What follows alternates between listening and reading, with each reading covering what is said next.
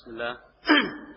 Alhamdulillah wassalatu wassalamu ala Rasulillah wa ala alihi wa ashabihi wa mawala wa la hawla wa la quwwata illa billah, amma ba'd. Melanjutkan apa yang telah kita sampaikan tadi, bahwa putra Ummu Sulaim diwafatkan oleh Allah Subhanahu wa taala sebagai ujian dari Allah untuk hambanya. Dan telah kita ketahui bagaimana kesabaran Ummu Sulaim dalam menghadapi ujian yang berat ini.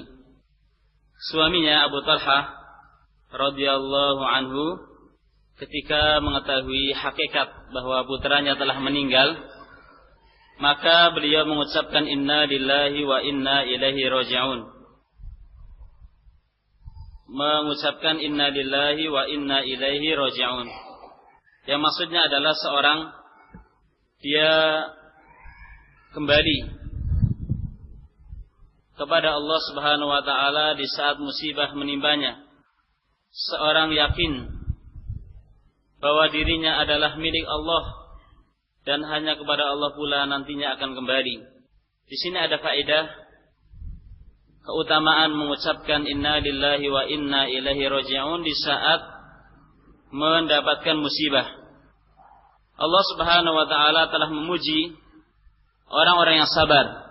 Disebutkan dalam surat Al-Baqarah ayat 155 sampai 157. Wa basyiris sabirin alladzina idza asabahum fabasyiris sabirin alladzina idza asabathum musibatun qalu inna lillahi wa inna ilaihi raji'un ulaika 'alaihim salawatu mir rabbihim wa rahmah wa ulaika humul muhtadun. Dan berilah kabar gembira untuk orang-orang yang sabar, yaitu orang yang apabila mereka ditimpa oleh musibah mereka mengatakan inna lillahi wa inna ilaihi raji'un. Sesungguhnya kami adalah milik Allah dan hanya kepadanya kami akan kembali. Mereka adalah orang yang mendapatkan ampunan dan rahmat dari Rabb mereka, dan merekalah orang yang mendapatkan petunjuk.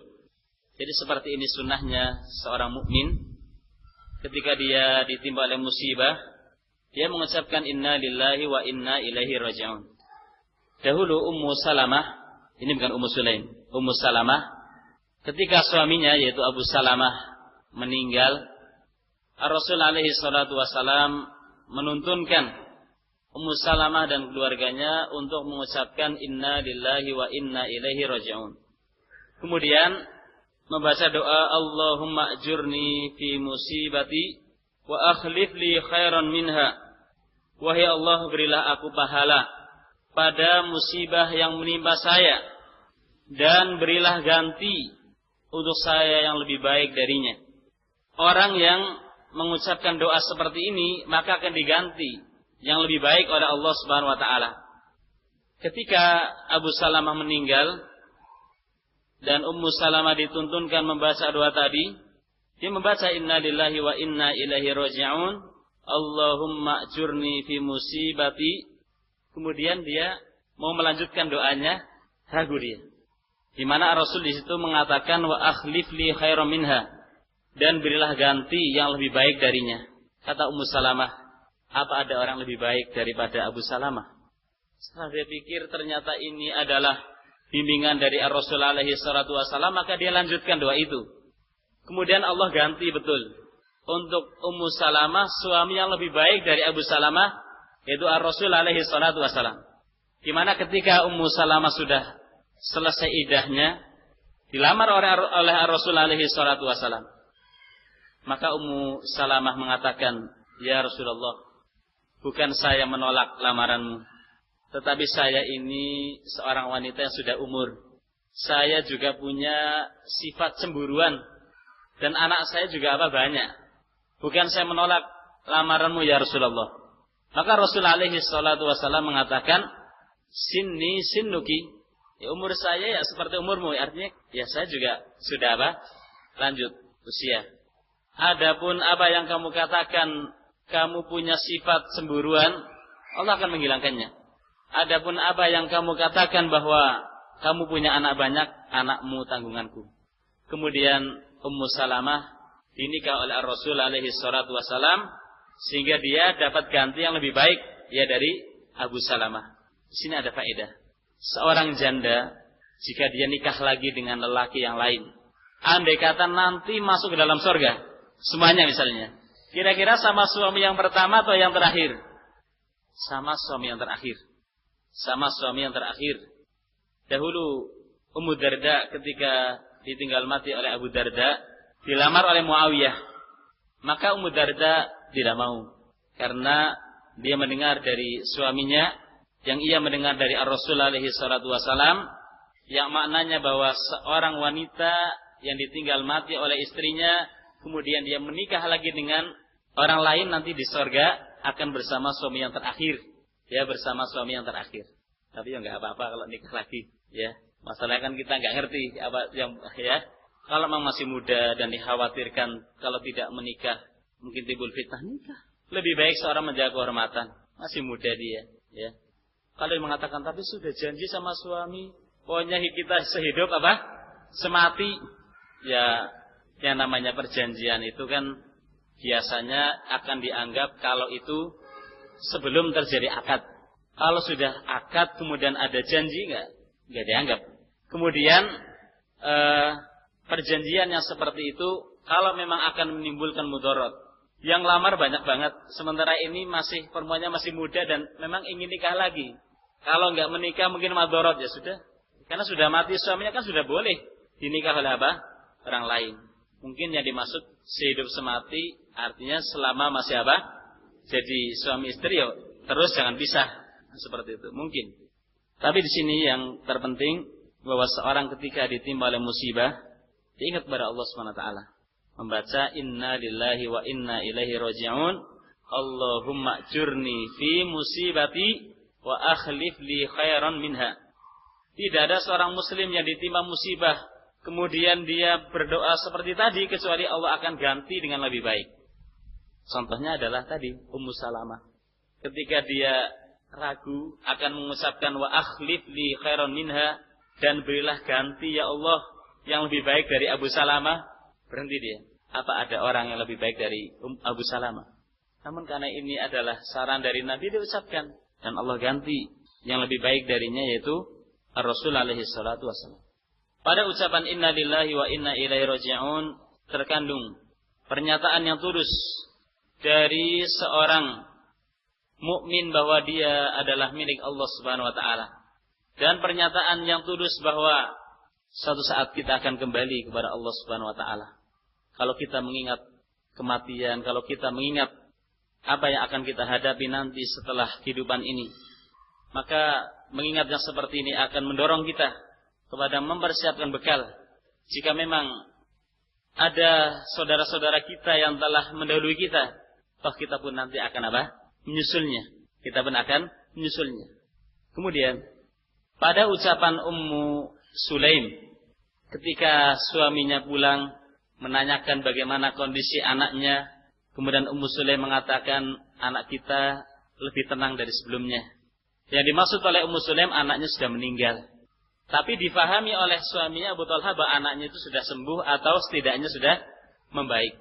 Di sini ada faedah, ini yang namanya al-ma'arid atau at-tauriyah. Al-ma'arid adalah seorang mengucapkan sesuatu yang difahami oleh orang yang mendengarnya sesuai dengan lafadznya, tetapi yang dimaksudkan oleh orang yang berbicara lain. Itu namanya al-ma'arid. Dan ini bukan termasuk kedustaan. Dan ini kadang dilakukan untuk menyelamatkan diri, misalnya dari orang yang jahat misalnya. Dahulu sebagian ulama di zaman Daulah Abbasiyah, ketika mereka dipaksa oleh penguasa yang dolim untuk mengatakan Al-Quran makhluk. Antara dua pilihan, kalau mengatakan Al-Quran makhluk akan selamat, kalau tidak dibunuh, atau dipenjara atau disiksa. Kedua-duanya pahit. Kalau dia mengatakan Al-Quran makhluk, walaupun ini dalam keadaan dipaksa, aslinya sih boleh-boleh saja. Yang penting hatinya tetap tidak meyakini. Tapi kan khawatir nanti umat akan apa? Mengikuti. Maka sebagian ulama menjawab seperti ini. Iya, saya yakin bahwa Al-Quran, At-Taurat, Al-Injil dan Az-Zabur ini semua makhluk. Penguasa yang zalim itu mengira yakni Al-Quran, Injil, Taurat, Zabur itu makhluk. Padahal yang dimaksud jari jemari ini makhluk. Ini untuk menyelamatkan diri. Ini untuk menyelamatkan diri. Termasuk dari Al-Ma'arij misalnya ada dua orang yang berselisih. Si A dan si B sukanya bertengkar, berkelahi. Nah, rampung-rampung sudah. Datang dia ketiga ingin mendamaikan. Datang pada si A. Wahai si A. Sesungguhnya si B itu selalu mendoakan kebaikan kepada kamu. Dikira itu kan mendoakan ya. Lepas gitu kan. Mendoakan kebaikan. Padahal benar memang mendoakan setiap sholat kan. Assalamualaikum wa ala ibadillahi as-shalihin. Ini bukan dusta. Ini namanya ma'arid. Ya, yang dengan ini seorang mengislah. Mendamaikan di antara apa? Dua orang yang berselisih. Masuk pula al-ma'arif. Pak Ibrahim alaihi salatu wasalam ketika diajak oleh kaumnya. Waktu itu masih muda Ibrahim. Diajak untuk mengikuti perayaan jahiliyah. Ibrahim alaihi salatu wasalam melihat ke bintang. Kemudian mengatakan, inni sakim. Saya sedang sakit. Kaumnya menyangka dia sedang sakit sehingga nggak bisa apa? Ikut. Padahal Ibrahim sakit melihat umatnya apa? Ya, melakukan perayaan jahiliyah. Ini namanya apa? Al-Ma'arid. Ya. Ini bukan termasuk kedustaan. Sama seperti Ar-Rasul alaihi salatu wasalam dengan para sahabat dalam perjalanan, dengan pasukannya dalam perjalanan, ternyata ada intel musyrikin di tengah jalan. Nyamar dia namanya intel, ya kan? Intel itu di mana-mana ada. Di majelis pun ya ada, ya, intel. Itu bertanya, dari mana kalian? Nah, intel kan nyari informasi terus. Nabi dan para sahabat mengatakan, nahnu minal ma. Kami dari air. Itu diolah oleh intel. Oh, berarti ini posisi muslim ini dari tempat yang apa?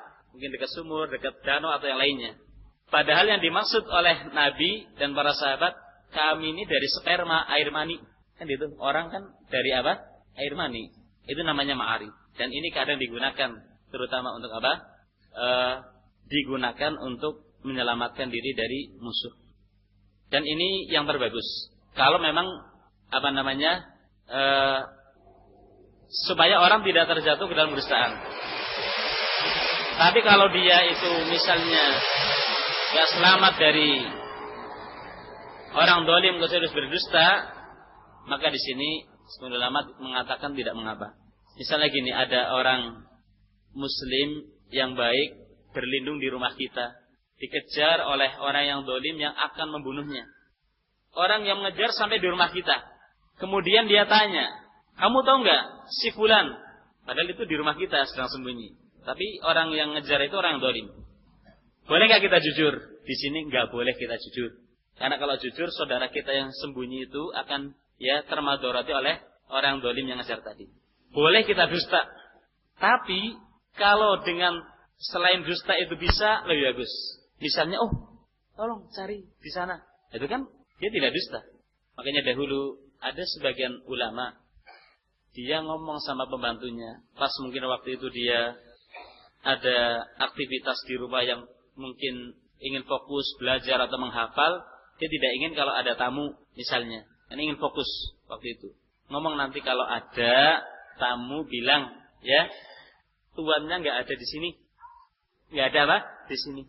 Pas betul ketika itu datang orang yang mau minta izin menemui orang itu. Kata pembantunya, oh fulan nggak ada di sini. Emang nggak ada di sini, nggak ada di telapak tangan itu. Tapi orang yang dengarkan taunya nggak ada di sini, artinya di rumah ini. Itu namanya ma'arif. Paham nggak? Ini bukan dusta yang seperti ini. Nah. Demikian pula al-ma'arif digunakan dalam peperangan. Dan adalah Rasul alaihi salatu wasalam apabila ingin menyerang suatu daerah musuh, itu beliau tidak mengumumkan. Tidak mengumumkan. Karena akan kebocoran nanti kalau diumumkan. Kecuali hanya satu, perang Tabuk. Beliau umumkan secara apa namanya? Nyata. Selebihnya beliau kalau ingin perang, selalunya beliau apa? Menyembunyikan. Supaya tidak tercium beritanya oleh musuh. Kemudian Ummu Sulaim radhiyallahu anhu radhiyallahu anha, biasa dia ikut dalam perjalanan bersama Rasul alaihi salatu wasalam. Ketika suatu saat beliau dengan suaminya ikut dalam rombongan Rasul alaihi salatu wasalam, ya waktu itu dia sedang mengandung. Ketika sudah mendekati kota Madinah, ini istrinya yaitu Ummu Sulaim ini, Ummu Sulaim dia merasa ingin melahirkan, kayak kerasa ingin apa? Melahirkan kandungannya. Maka tertahanlah Abu Talha di jalan. Sementara Ar-Rasul dan rombongan terus melanjutkan perjalanan ke Madinah. Dan adalah Rasul alaihi salatu wasallam tidak suka kalau pulang dari bepergian lama, beliau masuk ya kepada istrinya di malam hari. Beliau tidak suka tanpa ada pemberitaan sebelumnya. Nanti akan kita sebutkan faedahnya. Ketika Ummu Sulaim dan Abu Talha tertahan, sementara Ar-Rasul dan rombongan terus melanjutkan ke Madinah, Abu Talha berdoa, "Ya Allah, sesungguhnya Engkau tahu bahwa aku itu suka jika keluar bersama Nabi dan masuk bersama Nabi. Dan kini aku tertahan ya Allah, tidak bisa ikut masuk ke kota Madinah bersama Nabi. Keluarnya bareng, tapi masuknya enggak bareng." Yang waktu itu Ummu Sulaim dalam keadaan ingin melahirkan, ternyata dia enggak ngerasakan lagi. Dia mengatakan pada suaminya, "Wahai suami, apa yang tadi saya rasakan ingin lahiran, sekarang enggak terasa lagi. Mari kita melanjutkan ya perjalanan ke Madinah." Sesampainya di Madinah, maka Ummu Sulaim melahirkan anaknya, anak yang dahulu dari hasil hubungan ketika malam yang anaknya itu meninggal yang pertama itu. Ini yang didoakan barokah oleh Nabi alaihi salatu wasallam. Ketika melahirkan, maka Ummu Sulaim mengatakan kepada anaknya, Anas bin Malik, "Wahai Anas, kamu bawa anak ini menghadap Nabi alaihi salam. Karena dahulu Nabi berpesan, kalau lahiran tolong bawa ke sini. Wahai Anas, tolong jangan disuapi apapun sampai Nabi yang menyuapi." Maka diambillah bayi itu oleh Anas bin Malik, oleh kakaknya. Sak malaman anak itu nangis, dan Anas bin Malik dia melindunginya, menenangkannya. Keesokan harinya dia membawa anak itu menghadap Ar-Rasul alaihi salatu wasalam. Dan waktu itu Nabi sedang memberi cap ya pada onta atau kambing. Tidak mengapa seorang memberi cap pada onta, sapi atau semisalnya di bagian dekat pantatnya pakai besi yang dipanaskan. Yang dilarang itu kan kalau memberi cap di muka pakai cap besi. Kan biasanya kalau onta atau sapi itu kan dicap, atau kuda di bagian sininya, pinggulnya. Tidak mengapa, bukan bagian menyiksa. Yang dilarang itu kalau memberi cap di muka. Waktu itu pernah Nabi alaihissalam melihat ada onta atau binatang ternyata keluar asap dari hidung binatang. Nabi mengatakan, orang seperti ini, saya melakukan seperti ini, dikutuk. Orang melakukan seperti ini dikutuk. Gak boleh seorang memberi cap di muka. Ya. Kemudian ketika datang Anas dan Nabi sedang bekerja, sedang memberi cap pada onta atau kambing, Nabi mengatakan, "Tunggu sebentar, nanti saya akan fokus melayani kamu." Setelah itu Nabi membuang sesuatu dari tangannya, kemudian diambillah anak itu. Kemudian Nabi bertanya, "Ya, bawa sesuatu enggak?" "Bawa korma." Korma itu diberi kepada Rasul alaihissalam, kemudian dikunyah. Setelah lembut, kemudian dibuka mulut sang bayi tadi, kemudian dimasuki korma yang sudah dikunyah, namanya tahnik. Nanti akan disebutkan faedah tentang tahnik insyaallah. Kemudian ketika dimasukkan korma sudah lembut tadi, dikunyah tadi, itu sang anak dengan cepatnya menyantapnya. Kata Nabi, lihat, orang Madinah, orang Ansar itu suka sekali sama kurma. Ya. Kemudian Anas bin Malik mengatakan, "Ya Rasulullah, berilah nama untuk anak ini." Maka Nabi memberi nama Abdullah. Jadi boleh orang memberi nama pada hari kelahirannya. Tidak harus menunggu hari ketujuh. Nanti akan ada faedah. Karena di sini kan lahirnya malam, ya kemudian keesokan harinya dibawa langsung dinamai. Kata ulama boleh, bukan sunnah. Kalau sunnahnya sih hari ketujuh. Tapi bolehnya sudah boleh. Bayi dinamai ketika hari kelahirannya. Kemudian kata perawi, tidaklah kami melihat seorang pemuda dari pemuda Madinah yang lebih utama dari dia. Abdullah ini putranya Ummu Sulaim, adiknya Anas bin Malik ini terbunuh dalam keadaan syahid di Persia. Dan dia punya anak yang lumayan, 9 atau lebih, itu semuanya ahli qiraatul Quran. Semuanya itu ulama. Ini barokah dari apa? Tahniknya Nabi alaihissalam. Ya, barokah dari doanya Nabi alaihi salatu wassalam. Dalam kisah tadi ada beberapa kaidah. Di antaranya bolehnya wanita bepergian dengan syarat bersamanya ada mahramnya. Maksud dari bepergian yakni yang sudah sampai jarak safar. Kalau belum sampai jarak safar misal 1 kilo 2 kilo ya tidak harus. Karena pernah dahulu Nabi alaihi salatu wassalam melihat Asma binti Abi Bakrin, dia membawa air untuk suaminya yaitu Az-Zubair, jauhnya itu 1 mil. 1 mil itu berapa ya? 2 kilo kurang ya? Kurang lebih segitu ya. Artinya 2 kilo kurang ya, 1 mil sendiri. Artinya kalau itu bukan jarak safar ya boleh. Asal ada hajat, ya ada hajat. Seorang wanita yang bepergian tanpa mahram ini telah melakukan pelanggaran. Dan ketahuilah bahwa Allah Subhanahu wa taala telah menjaga ya para wanita agar tidak tertimpa oleh sesuatu yang tidak diinginkan. Islam telah memberikan aturan agar para wanita ini menjalani kehidupan ini dengan bahagia di dunia dan di akhirat nanti. Jadi jangan dianggap bahwa aturan yang ada pada Islam itu adalah ingin mengekang kebebasan. Sekarang kan orang sedang rame-ramenya menggebar-gebarkan apa? Kebebasan, ya, kebebasan yang tanpa batas. Yang seperti ini tentu tidak benar. Karena nggak mungkin hidup tanpa ada aturan. Sampai pun kaum nudis yang mereka itu telanjang dan mereka itu punya pulau misalnya yang siapapun yang memasukinya harus telanjang, itu kan ada aturan kan? Berarti nggak boleh masuk ke pulau itu kecuali dengan apa? Telanjang kan berarti aturan. Nggak mungkin yang namanya hidup itu nggak diatur, itu nggak mungkin. Dan Anda kalau nggak mau diatur oleh Allah pasti akan diatur oleh makhluk dan itu lebih menjerat. Tinggal pilih aturan Allah yang akan kamu ikuti atau aturan manusia. Rasulullah alaihi salatu wasallam bersabda, "La yakhluwanna rajulun bimra'atin illa wa ma'ahadu mahramin." Janganlah seorang lelaki bersepi-sepian dengan seorang wanita kecuali bersamanya harus ada mahramnya. Kalau enggak ada, sangat berbahaya. Wala tusafir al-mar'ah illa ma'adi mahram, dan janganlah seorang wanita melakukan safar kecuali dengan mahramnya. Ini semua dalam rangka menjaga kesucian. Ya, dalam rangka menjaga kesucian wanita secara umum, secara fisik, ya, dan secara mental itu lemah. Secara fisik dan mental itu lemah. Ketika sebagian wanita muslimah menyelisihi aturan-aturan yang mulia ini, maka kita dengar dan kita lihat, waliyadzubillah, sebagian mereka menjadi mangsa ad-diabul basyariyah, serigala-serigala berkepala hitam. Maksudnya, ini menjadi mangsa orang-orang yang jahat. Wanita secara umum itu lemah fisiknya dan lemah mentalnya. Oleh karena itu Islam telah menjaga agar kesucian wanita itu tetap ya pada posisinya. Sehingga dilarang seorang wanita melakukan bepergian kecuali dengan mahramnya. Dahulu dikisahkan ada seorang wanita tawaf di Ka'bah. Tawaf loh ini. Ini kita bukan cerita apa namanya mendatangi konser atau cerita mendatangi tempat hiburan.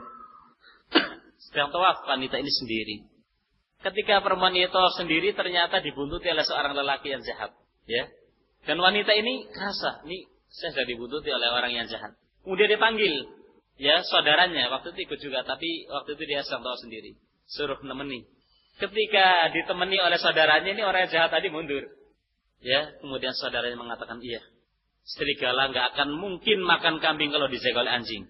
Serigala takut sama anjing. Makanya, saya bukan memisalkan dia dengan anjing, saya seperti anjing, bukan. Artinya, kambing itu kan lemah. Butuh adanya apa? Penjagaan. Kalau kambing itu banyak, kemudian tidak dijaga, serigala itu ya senang memangsanya. Kambing nggak punya nggak bisa membela diri. Tapi kalau ada anjingnya takut itu serigala. Sama dengan seorang wanita ketika dia melakukan safar dengan mahramnya, maka takut itu orangnya apa? Yang jahat untuk melakukan yang tidak baik terhadap wanita tersebut. Kemudian lalu bagaimana kita lihat sebagian orang wanita muslimah, dia melakukan bepergian ke luar negeri misalnya, ima bekerja sendiri tanpa mahramnya, atau mungkin dia melakukan lawatan, melakukan tur misalnya, mereka tanpa mahram.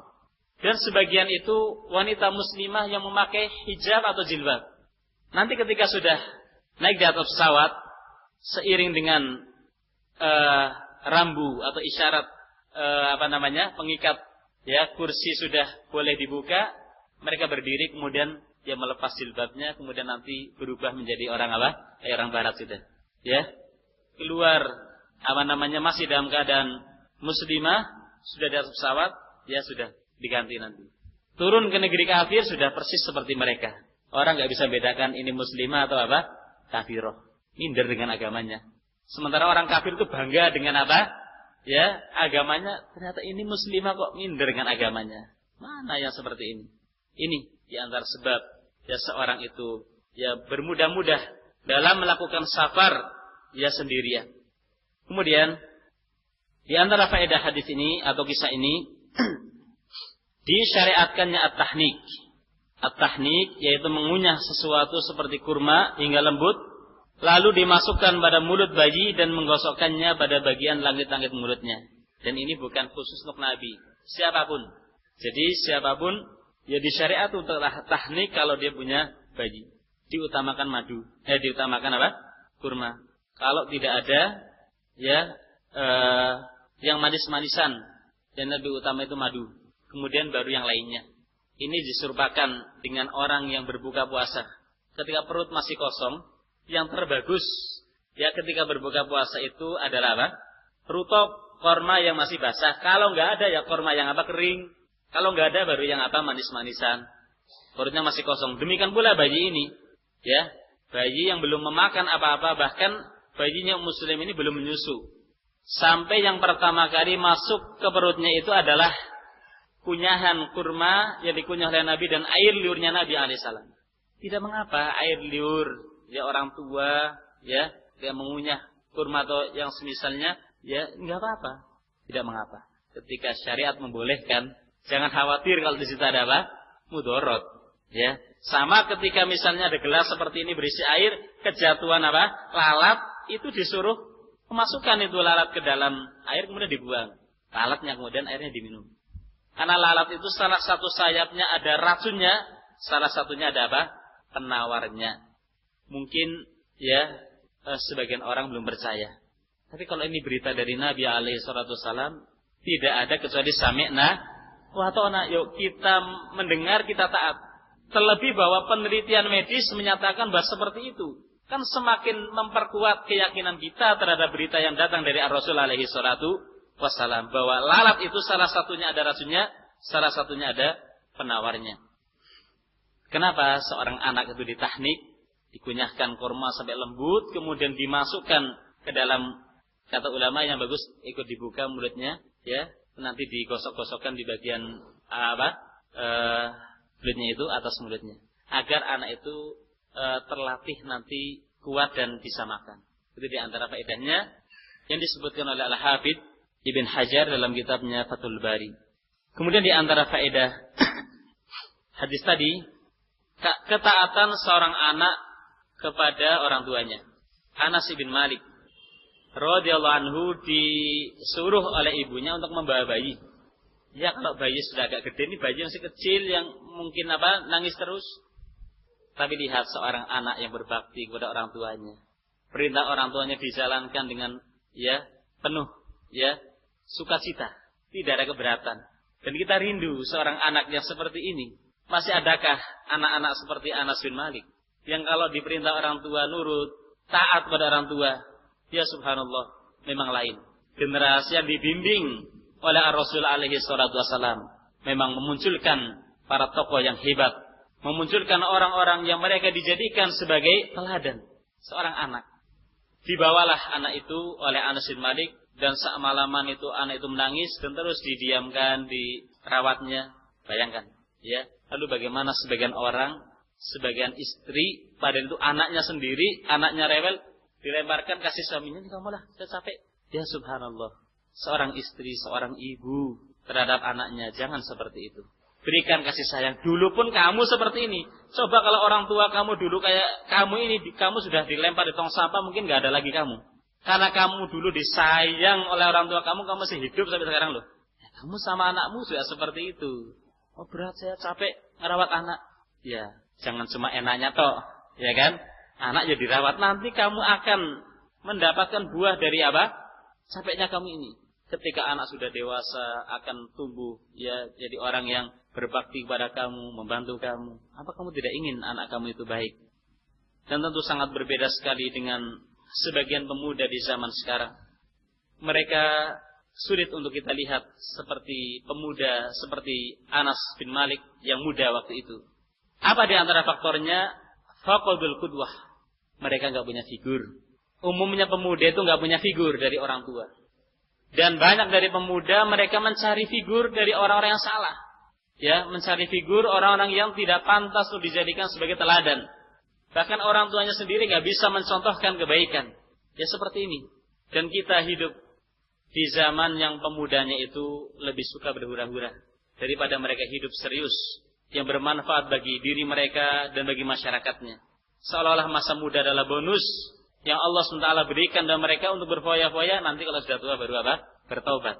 Siapa yang bisa menjamin kalau umur Anda sampai tua? Bisa jadi Anda mati dalam keadaan sedang pada puncak ya kekuatannya. Kamu tidak tahu. Kita hidup di zaman yang umumnya pemuda itu inginnya hidup enak tapi tanpa mau apa? Usaha. Hidup enak tapi nggak mau usaha.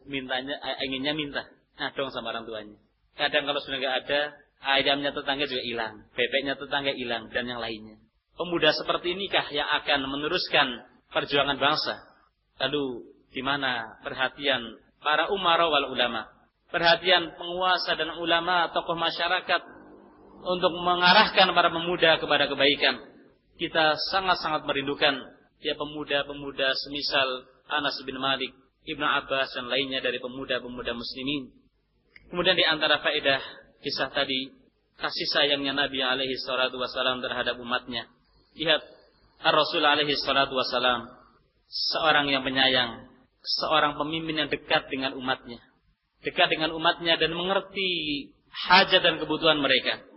Lihat pada ucapan beliau, ya, Barakallahu fi ghabiri lailatikumah. Semoga Allah memberi berkah kepada kamu berdua, itu Abu Talha dan istrinya. Apa yang dilakukan pada malam itu. Kemudian juga Nabi bagaimana melayani ya adiknya Anas, sudah ditahnik, diambilnya. Seperti itu Nabi alaihi wasallam. Sayang pada umatnya.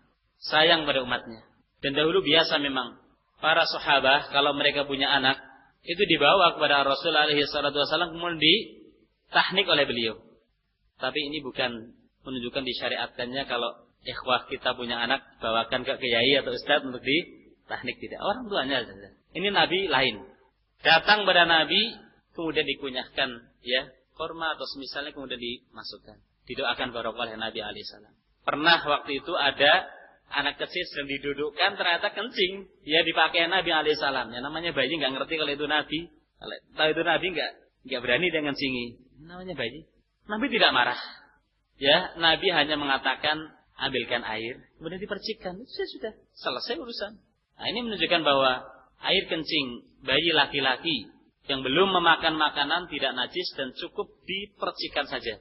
Dan air kata dicuci ya boleh, tapi tidak harus. Rasul alaihi salatu wasalam sangat sayang terhadap umatnya. Dan beliau tidak ingin jika umatnya ini tertimpa oleh sesuatu yang tidak baik. Kemudian di antara faedah kisah tadi, bolehnya seorang memberi cap ya dengan besi yang dipanaskan pada binatang. Tapi ingat, bukan di wajahnya. Mungkin di bagian apa? Pinggul apa? Kuda atau sapi, onta dan semisalnya. Yang dilarang itu kalau memberi cap dengan besi panas di bagian muka. Kemudian di antara faedah kisah tadi, orang yang pulang dari bepergian yang lama, dia dilarang masuk pulang kepada istrinya di malam hari tanpa ada pemberitahuan sebelumnya. Jadi kalau dia memberitakan dia pergi misal sebulan, 2 bulan, kemudian dia ketika mau pulang dia telepon istrinya, ini tidak mengapa. Dia nggak boleh itu kan, ya tiba-tiba datang, itu nggak boleh. kalau di malam hari. Karena biasanya wanita yang ditinggal lama oleh suaminya pergi, itu biasanya meninggalkan apa? Bersolek, ya kan?